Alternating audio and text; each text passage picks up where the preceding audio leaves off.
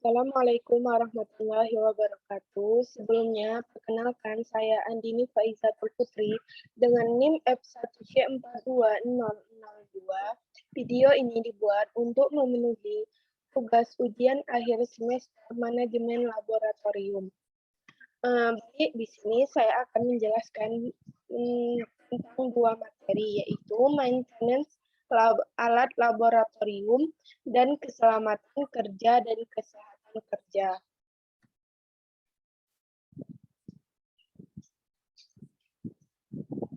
Pertama, saya akan menjelaskan tentang maintenance alat laboratorium.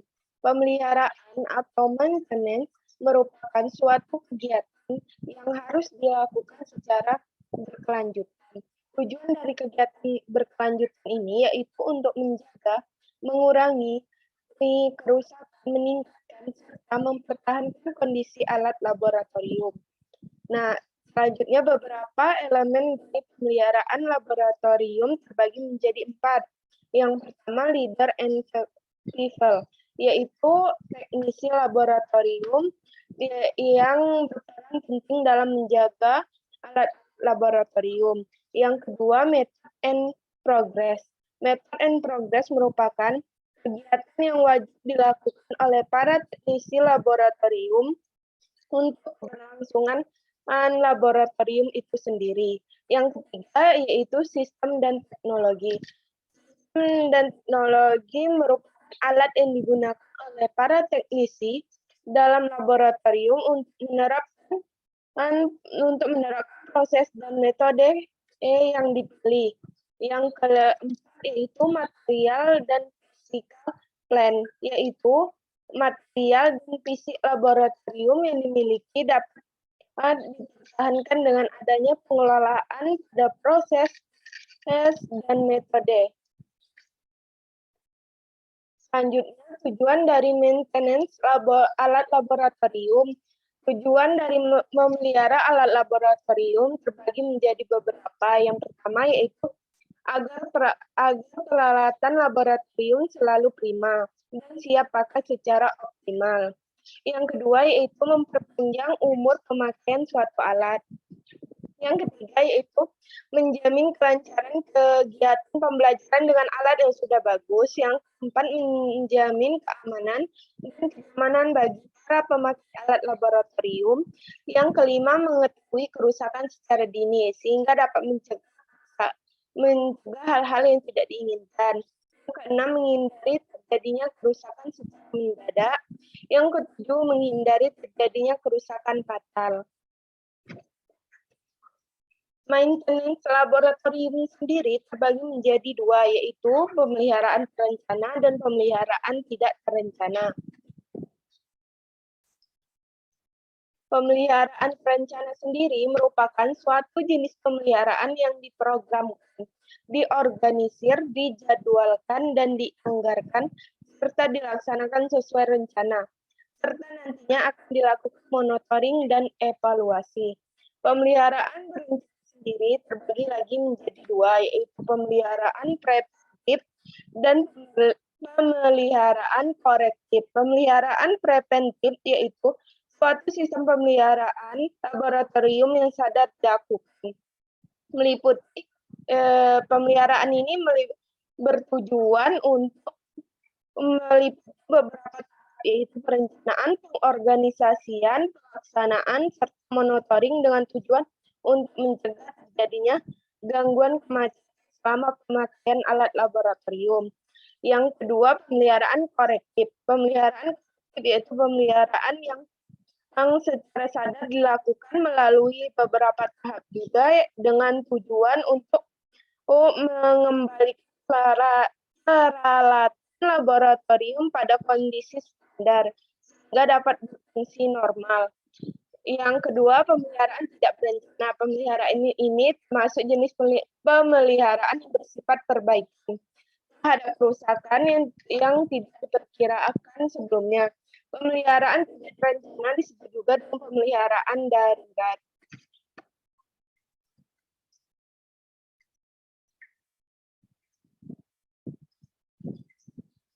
Nah, selanjutnya terdapat beberapa secara umum untuk melakukan pemeliharaan. Yang pertama yaitu sebelum meninggalkan laboratorium, biasakan dalam keadaan bersih supaya tidak terjadi kontaminasi atau penyakit.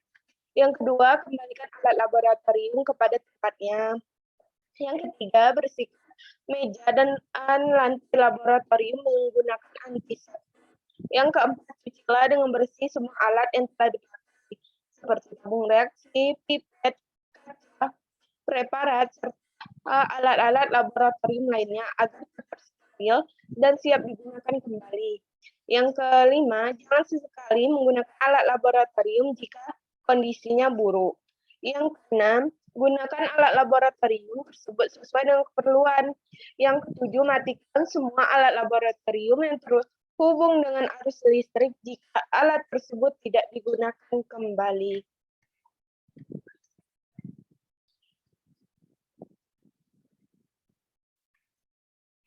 Selanjutnya, saya akan menjelaskan tentang keselamatan dan kesehatan kerja. Keselamatan dan kesehatan kerja itu sendiri merupakan salah satu aspek perlindungan tenaga kerja dengan penerapan teknologi, pengendalian segala aspek yang berpotensi membahayakan para pekerja.